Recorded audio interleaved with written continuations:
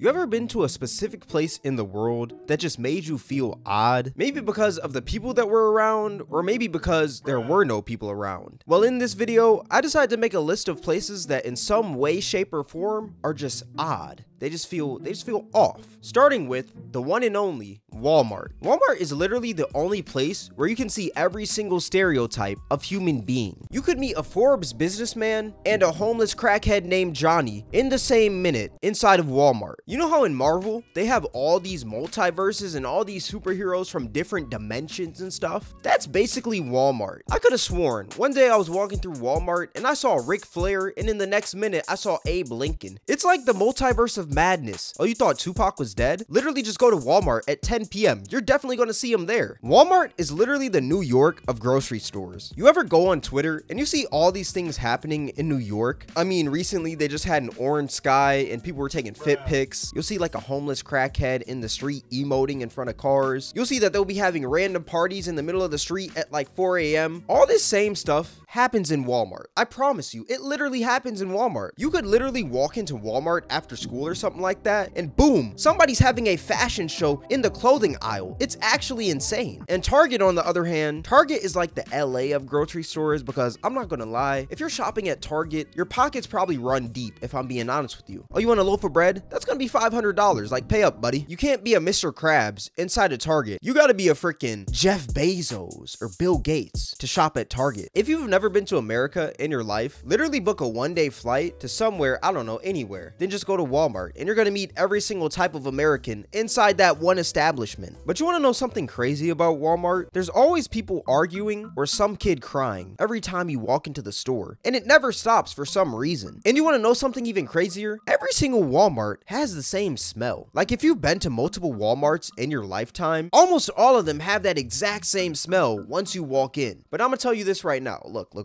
gonna put you guys on a game. Never go to Walmart after 10 p.m. You guys know how in Minecraft, the mobs start spawning once the sun goes down? That's pretty much Walmart. You will see some of the strangest things after 10 p.m. But you know what feels even more strange? A kitchen at 3 a.m. I don't know what it is about kitchens at 3 a.m., but for some reason, I always feel like I'm being watched. It doesn't matter how many lights you have on, it always feels like some eyes are just beaming at you. You get what I'm saying? It feels like at any moment, something is just gonna run out of the corner of your eye and just straight tackle you, some shadowy figure. When you're in a kitchen at 3 a.m., you get this mixture of adrenaline and fear. The fear comes from you feeling like you're being watched, and the adrenaline, on the other hand, oh man, the adrenaline comes from you trying to move silently so you don't wake anyone up. I be feeling like I'm in a James Bond movie when I'm maneuvering through the kitchen at like 3 a.m. I be moving with maximum efficiency. Ralph Waldo Emerson once said that the hardest task in the entire universe is to think. Well, in my opinion, the second hardest is using a microwave at 3 a.m. Do you know how hard it is to silently use a microwave at 3 a.m.? It's nearly impossible. What's even harder is opening the microwave exactly at 1 second so it doesn't beep and everyone wakes up like it's a freaking ticking time bomb. Opening a microwave at 3 a.m. feels like a task that's made for elite level spies and people who are in the FBI. But you know what feels even more odd? Circuses. I don't know what it is, but circuses are just an odd experience, if I do say so myself. I've been to a few circuses throughout my lifetime, mainly when I was younger. You guys may or may not have heard of the Ringling Brothers Circus. I'm pretty sure it's like a worldwide circus in America that a lot of people go to. And when you're young, it's like one of the coolest things ever. But now that I'm looking back at it, you gotta be one freaky human being to work inside of a circus. Imagine you go through a long day at work. Legit, your boss is screaming at you, customers are yelling at you, everyone literally hates you. Like, the world is legit, they turn their back on you like it's freaking Spider-Man No Way Home. And now, after that whole day of every single human being hating on you, you're now going to see a woman deep throat a sword for 2 hours straight. I can't make this up. Circuses are pretty odd. Why would I want to see some dude hump a horse for 2 hours straight? Why? I wonder what the process is like for joining a circus. Are they just like, yo, do you know how to deep throat? Do you know how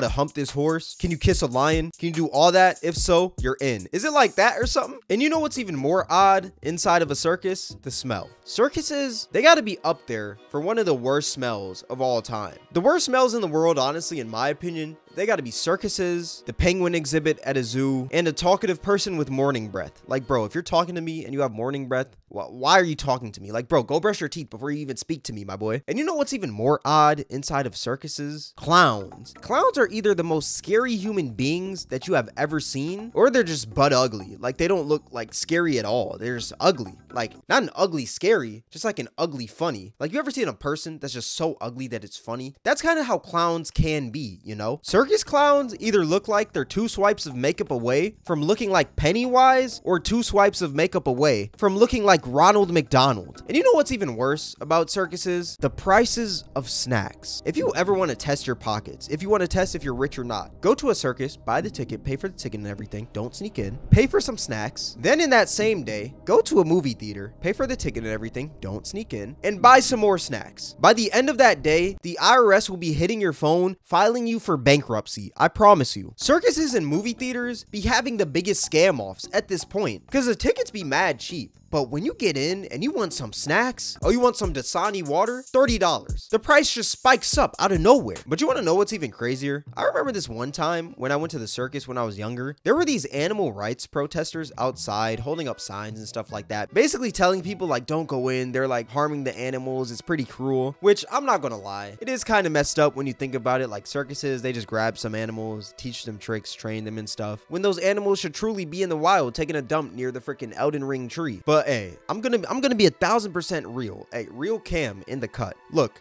I know it's messed up, but you think I'm gonna have a change of heart 10 minutes before the show? My boy, if you don't move out the way, I'm gonna walk straight through. Like, what the heck? These tickets were $50. I know I sound like Mr. Krabs right now, but if a ticket is $50, bro, I am walking straight in. You get what I'm saying? But you know what's even more odd? Airports after vacation. Airports after a vacation feel like an ending of a movie, but not a good ending. Kind of like a self-realization. You realize that fun, all that fun that you had in freaking the Bahamas, Cancun, wherever you went, it's not gonna come back for a while. All the people that you met / spoke to, you're probably never gonna see them again. That baddie that was in your hotel, you're never gonna see her again. That one dude that was mad cool, never gonna see him again. The bartender that you thought was feeling you, never gonna see her again. You should have shot your shot while you were there, but now she's gone forever. You were going from seeing 10 out of 10s on the beach to now seeing straight 4s, like it's Wendy's. You might have seen Margot Robbie's, Summer Rae's, Zendaya's while you were in Cancun, but right when you got back home,